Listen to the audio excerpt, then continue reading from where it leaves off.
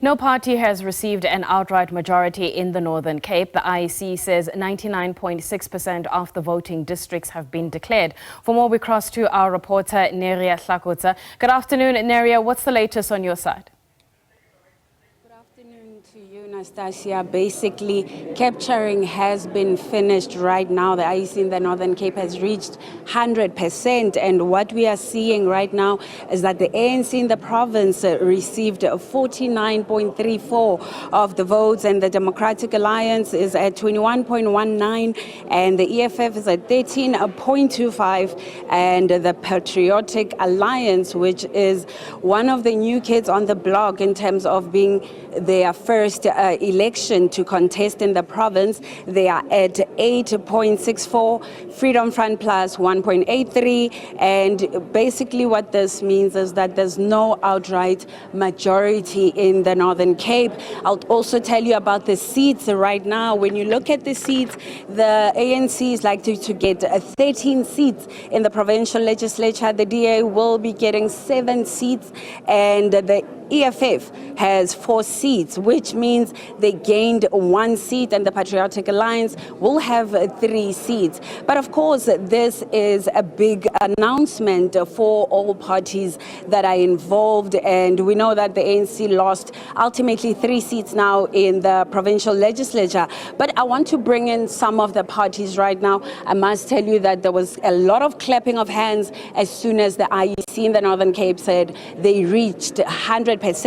Let me bring the EFF's Shadrack Tlaule. Shadrack, the numbers are in, the counting is complete, the auditing is complete, and it leaves you at 13.25. Reaction from the EFF? No, thank you very much. Let's first thank the viewers at home and appreciate the work of the EFF on the ground, and appreciate your guidance from the national leadership, CCT, the officials. The EFF has indeed improved. We have done very good. We have increased. We have said it from the beginning that our aim is to increase and remove the ANC from majority. We have done so.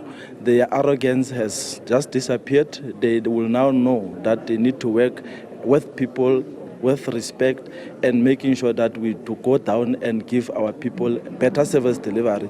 So the 50% they were looking at is not there. They are below, and that's what we have been fighting for all along. And Shadrack, like we are saying that they are now below, and you've been fighting for that. Let's speak about talks with the ANC. Is the possibility of that, or any other party for that matter, in the province? I don't know why should people run to say that we are intending to have talks with the ANC. Rather, ANC should have talks with us, but not at this level in the province. We do have leadership. We respect our leadership nationally. We have leaders that are continuing to guide us. So it is not in our space in the province to speak about that. We are guided and we respect that space. What makes us happy is that they guided us properly thus far. So why should we doubt that they will continue to do so when we have performed very good? Thank you so much for your time, Shadrack. I'm just going to bring in now the Patriotic Alliance, which is basically the new kid on the block. It did not contest the 2019 elections, but this time around they decided to go ahead and compete in the provincial legislature. Thank you so much for joining us. We're speaking now that you have 3 seats in the provincial legislature. You stand at 8.64. Reaction from the Patriotic Alliance? Very overwhelming, very grateful. I think this is what we've been waiting for. So yes, we are grateful. And what is it from here on? What's the plan by the Patriotic Alliance after these numbers? Well, of course, we now need to go and negotiate. We all need to come to the table, and because it's not a done deal, we don't have a leader now in the province. So we obviously have to go back to the drawing board, talk to everyone that is at stake.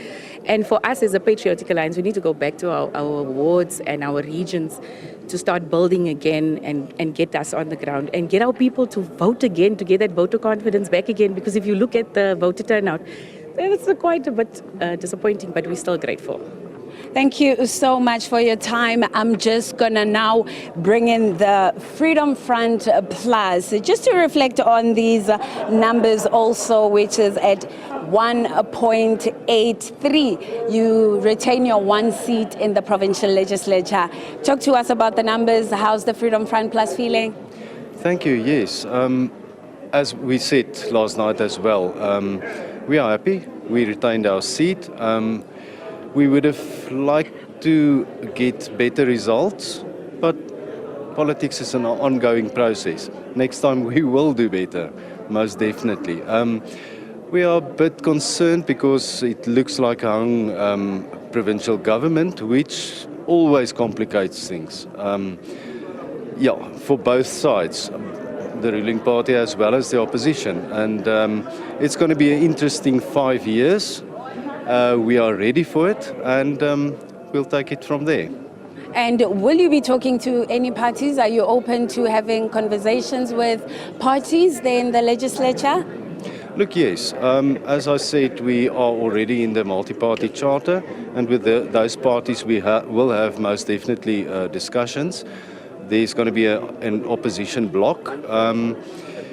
EFF, unfortunately, our policies does not permit us to form any sort of coalition with them, and we will never. But remember, you have to play the cards that you are dealt with. And we will, after the election, see how the opposition caucus functions together. Thank you so much for your time, Nastasia. As you see the numbers not giving us an outright majority, it means that political parties here in the Northern Cape basically have no choice but to sit down with each other just to ensure that the stability in the provincial legislature. I'm going to bring in now the DA, the Democratic Alliance in the Northern Cape. Thank you so much for joining us at this moment. Let's talk your numbers. 21.19. You have 7 seats in the provincial legislature. You lost 1. Yeah. What is the view of the DA with these results that we have now? From our side, we ran a good campaign, and I think we did what we could have done for our people. The voters have spoken, and our decision, we respect the voters at the end of the day. We are happy. Our aim was to get the ANC below 50%. Not because it's the ANC, it's because they didn't deliver to the people on the ground. So we are happy. We don't know in what discussions they will go, but we are clear from our side of which parties we will not go into a coalition. But we are very happy where we are now. And of course, your leader was being interviewed this morning, talking about the multi-party charter. And what are you planning in terms of the province, or do you still need to get a go-ahead from the national chair? And Yeah, if you have a look, there's no parties that is part of the multi-party charter within the Northern Cape. So as he have said, we must go to our federal executive. They must make the call. We take the step from them. We cannot make a decision on provincial level. So definitely they will sit down tomorrow, have discussions, and he will come back to the province and say, this is what we're going to do. Whether we're going to be in opposition, again, we were in opposition, and we were a strong opposition. We fought for our people, and that is what we're going to do in the future. So we will have a clear direction by tomorrow what we will do. Thank you so much for your time. That is exactly what is happening right now at the ROC here in the Northern Cape. I just want to make it clear that the African National Congress is not around. I did try to see if any of their leaders had made it, and I'm trying to just look around. Please bear with me right now, but I don't see them at all. I don't don't see them. The African National Congress, I couldn't see them at all. And I think with this, we will still need to get a valid comment from them. But I want to mention one thing that is interesting right now is the fact that the MK is on 0.79 here in the Northern Cape.